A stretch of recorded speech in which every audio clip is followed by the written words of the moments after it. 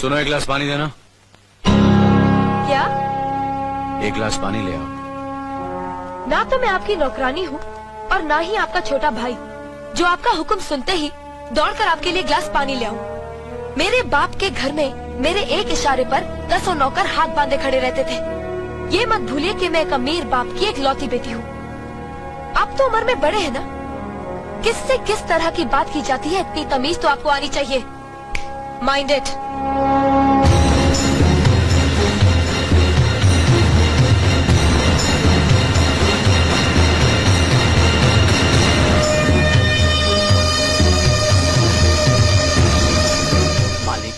छोटी बहू की बात का बुरा मत मानना, नादान है, बच्ची है। गलती हमारी है मुनीम जी।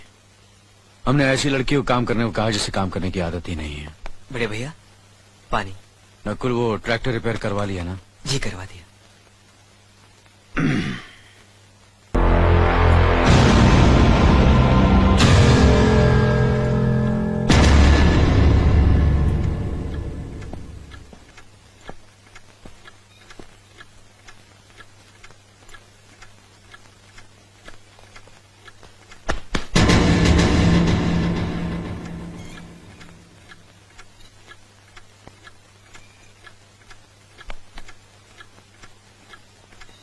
इसे मैं फेंक देता हूँ बड़े भैया, आप जाइए। मुनीम जी, जो राम प्रसाद की बेटी की शादी के लिए जेवर देने के लिए कहा था, भिजवा दिया? जी हाँ मालिक। शहर में रहकर यही बदतमीजी और ओछी हरकतें सीखी आपने? अपने से बड़ों का लिहाज करना नहीं आता आपको? किससे कह रहे हो तुम? आपसे कह रहा हूँ। औरत पैदा हुई है तो औरत की तरह रहना सीखे। मीना, नकुल, तुम अंदर जाओ।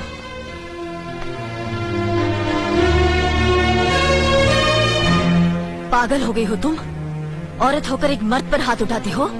इतनी ऊंची घराने की बहू होकर ऐसी नीच हरकत, शर्म नहीं आई तुम्हें? कौन सा ऊंचा घराना? ये जहाँ सिर्फ एक आदमी राजा है और बाकी सब उसके गुलाम। मीना, चिल्लाइए मत। आप मेरी सास नहीं है। जिस तरह आप इस घर की बहू है वैसे मैं भी हूँ। बहू हो तो बहू की मर्यादा में रहो। मर्यादा की रस्सी में तो आप जैसी जाहिल और गवार औरतें बनती हैं। मुझ जैसी पढ़ी लिखी मॉडर्न जमाने की लड़की नहीं। Uneducated idiots. Excuse me, I am not an illiterate. I am a graduate from the University of Allahabad. I am aware of the modernization of women, but I have not forgotten my culture, my customs, my traditions and my values. And most of all, I never ever forget that I am an Indian woman. Modern जमाने की औरत भी औरत ही होती है। उसे भी मर्द ही ब्याह कर ले जाता है, मर्द को ब्याह कर वो नहीं ले जाती। जमाने ख्याल और लिबास बदल देते हैं, औरत की शरीर की बनावट नहीं। लोग तुम्हारे ख्याल की लड़कियों को लज्जत का सामान भले ही समझते हो, इज्जत के काबिल कोई नहीं समझता। इज्जत आज भी उन्हीं औरतों की होती है जिनकी आंखों में हया हो, लाज हो, शर्म हो। हम नहीं कहते कि तुम बंदिशों में रहो, लेकिन अपने दायरे की सीमा को मत भूलो। लड़की जब अपने माँ बाप के घर होती है तब उसके कांधों पर अपने ही घर की इज्जत का बोझ होता है, लेकिन जब वो बहू बनकर ससुराल जाती है तब उसके कांधों पर एक नहीं 2 परिवारों की इज्जत का बोझ होता है। आज जिस तरह तुमने नकुल को तमाचा मारा, अगर उसी तरह उसका भी हाथ उठ जाता तो तुम्हारी क्या इज्जत रह जाती? कभी सोचा तुमने? क्या बात है मीना?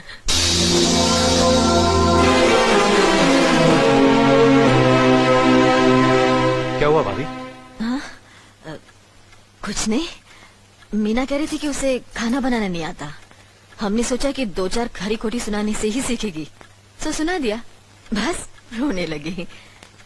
क्यों अर्जुन, हमें तुम्हारी बीवी को डांटने का भी हक नहीं? क्यों नहीं, आप हमारी भाभी माँ हैं। आप मार सकती हैं, डांट सकती हैं, कुछ भी कर सकती हैं।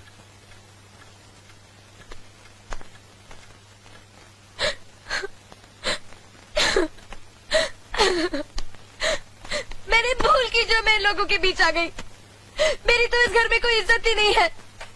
जब देखो तो सब मेरी इंसल्ट करते रहते हैं। मैं कब से रो रही हूँ, तुम पूछ भी नहीं रहे हो कि मैं क्यों रो रही हूँ। बेकार रो रही है तो कौन पूछेगा? अच्छा, तो मैं तुम्हारे लिए और इस घर के लिए बेकार हो गई हूँ। अरे बेकार तो तुम हो गए अपने परिवार के बीच में रहकर। मैं कब से बोले जा रही हूँ और तुम हो के सुन ही नहीं रहे हो। इंसान की चीख सुनकर लोग शुभ अशुभ का विचार करते हैं, लेकिन जब मेंढकी को जुकाम होता है उसकी चीख की कोई परवाह नहीं करता। ये मत भूलो कि जब मेंढकी चिल्लाती है तो आंधी और तूफान आते हैं। आंधी और तूफान आएंगे तो उसका नतीजा तुम्हें ही भुगतना पड़ेगा। तो फिर ठीक है, अब मैं तुम्हारे साथ तब भी रहूंगी जब तुम मेरे साथ मेरे डैडी के घर रहोगे।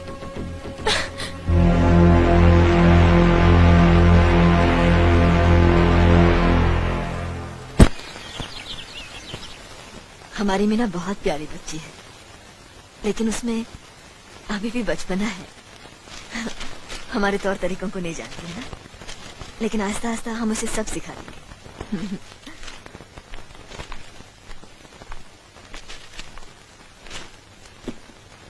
बड़े भैया, ये अपने घर जाना चाहती है। जाना भी चाहिए, 4-5 महीने हो गए, मायके की याद भी आती होगी इसे।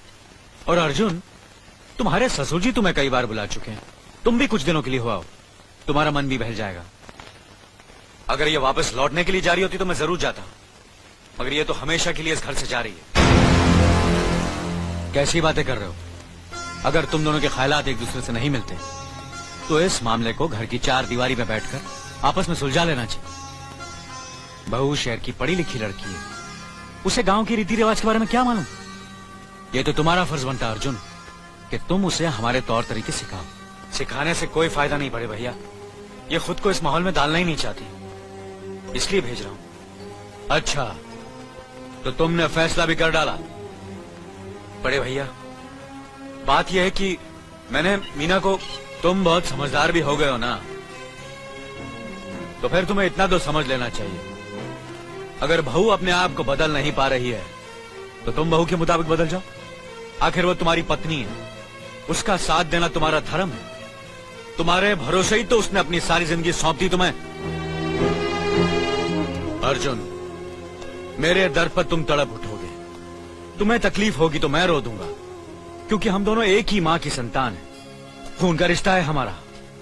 मगर पत्नी का नाता उससे कहीं ज्यादा गहरा होता है, क्योंकि वो पराये घर से आकर अपनों से कहीं ज्यादा अपनी हो जाती है, परछाई बन जाती है हमारी। पति शरीर है तो पत्नी उसकी आत्मा है। पत्नी ही पति के जीवन को सही अर्थ देती है, उसे कामयाब बनाती। पत्नी के बगैर पति बेजान और बेमाने हो जाते हैं। अगर आज तुम अपनी पत्नी को हमेशा के लिए उसके मायके छोड़ाओगे तो यह गांव, यह समाज क्या कहेगा हमारे बारे में? जरा सोचो अर्जुन, न्याय के सिंहासन पर बैठकर जो लोगों के अच्छे बुरे का फैसला करता है, अगर उसी के घर में नाइंसाफी होगी तो लोग हंसेंगे हम पर, किसी को मुंह दिखाने के काबिल नहीं रहेंगे हम। बड़े भैया, मुझसे भूल हो गई, मुझे माफ कर दीजिए। मुनीम जी। जी मालिक। जायदाद के दस्तावेज लाइए। जी अभी लाया। बहू, पति ही पत्नी की असली शक्ति होती है। हमारे पुरखों ने कुल धर्म पत्नी के बारे में कहा है, जो पति के काम में उसकी मददगार हो, उसे अच्छी सलाह दे, जो दासी की तरह उसकी सेवा करे, मां की तरह उसे खिलाए पिलाए, लक्ष्मी का रूप हो और धरती की तरह उसमें सहन शक्ति हो, वही आदर्श पत्नी होती है। औरत की सोच मर्द का मुकद्दर बनाती है। वो जब बनाने पर आती है तो कुटिया को महल कर देती है, और जब बिगाड़ने पर उतरती है तो महल को मिट्टी का ढेर बना देती है। मालिक, ये जायदाद के दस्तावेज हैं। हमारी जमीन जायदाद कहां कहां है और कितनी है, उसका हिसाब किताब ना बाबूजी को मालूम था, ना हम तीनों भाइयों को मालूम है। बहू, तुम पढ़ी लिखी हो, आज से इसका हिसाब किताब तुम देखोगी। लक्ष्मी जी। अपनी चाबियों का गुच्छा और ये कागजात बहू को दे दो।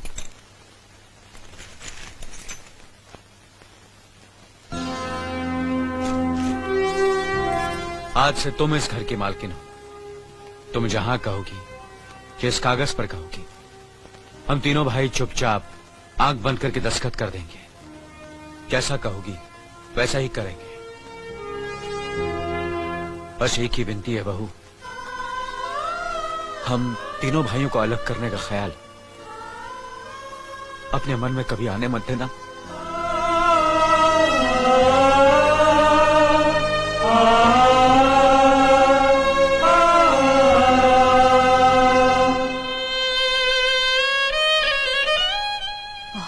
किया तुमने बहू, बहुत अच्छा किया।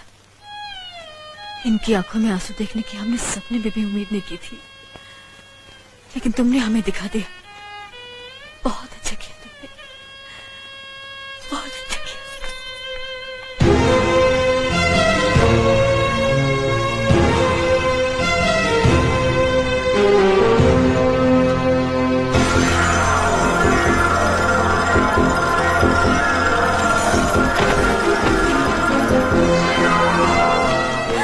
मीना, मीना, क्या हुआ बहू?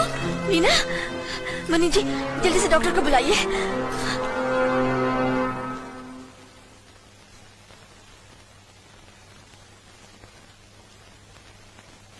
घबराने की कोई बात नहीं, ये माँ बनने वाली है।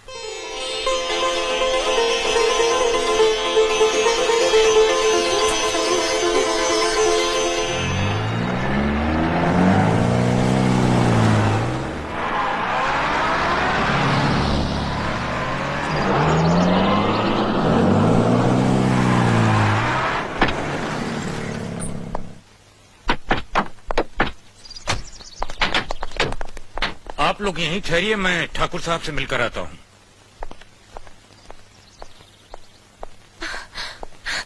डैडी, डैडी, कैसी हो बेटी? What a pleasant surprise. आने की खबर भी नहीं की।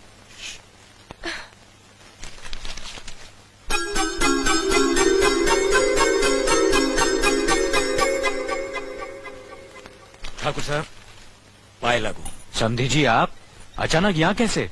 तशरीफ रखिए, बैठिए ना। आपके बराबर बैठने की मैंने कभी गुस्ताखी नहीं की, तो आज कैसे करूंगा? बहुत दिनों बाद हम लोग मिल रहे हैं। कहिए आपका कारोबार कैसे चल रहा है? आपकी कृपा और आशीर्वाद से ठीक ही चल रहा है।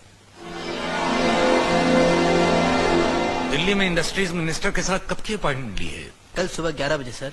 इनकम टैक्स केस का वकील ने कहा है कि 15 तारीख की हियरिंग में मामला क्लियर हो जाएगा। आज एक्सपोर्ट का माल जापान के लिए जहाज से रवाना हो जाएगा ना? जी हाँ सर।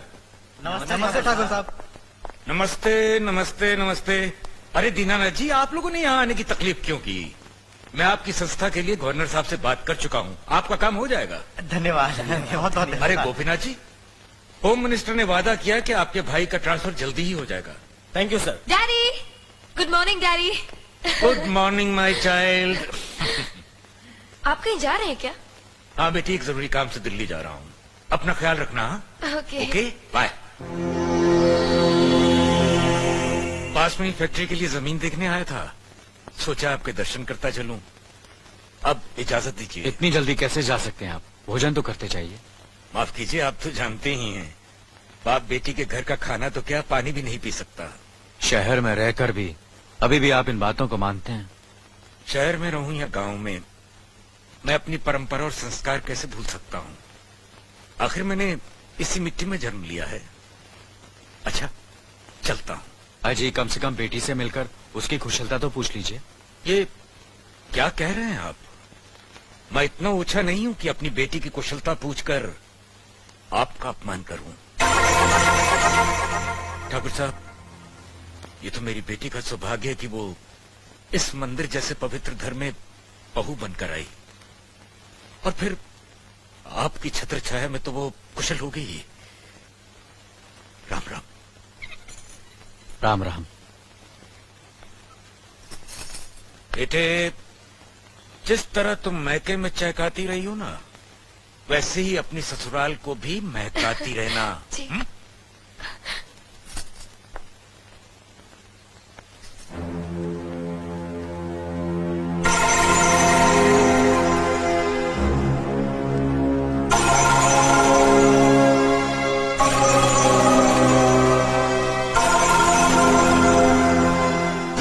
आप तो उम्र में बड़े हैं ना, किससे किस तरह की बात की जाती है इतनी तमीज तो आपको आनी चाहिए। Minded minded minded minded minded. बड़े भैया, अरे? मुझे माफ कर दीजिए। क्या हुआ? मुझे माफ कर ये दीजिए। क्या कर रही हो? अपने पापों का प्रायश्चित कर रही हूँ। मैंने आप जैसे देवता का अपमान किया है, आपका दिल दुखा है, मुझे माफ कर दीजिए बड़े भैया, मुझे माफ कर दीजिए, मुझे माफ कर दीजिए, लक्ष्मी, मुझे माफ कर दीजिए बड़े भैया, बड़े भैया मुझे माफ कर दीजिए, मुझ पर तरस खा कर मुझे माफ मीना कर दीजिए बड़े चलो भैया। तुम्हें ऐसे नहीं बैठना मुझे चाहिए, माफ इससे बच्चे पर असर पड़ेगा बेटे। मैं आपकी भी दोषी हूँ दीदी। आपने जेठानी की जगह माँ बनकर मेरी गलतियों को बर्दाश्त किया और मैं अब भागन आपकी बेटी न बन सकी। मुझे माफ कर दीजिए दीदी, मुझे माफ कर दीजिए। अब चुप भी हो जा। तो हमने कब तुम्हारी बात का बुरा माना? हाँ रोती नहीं रोती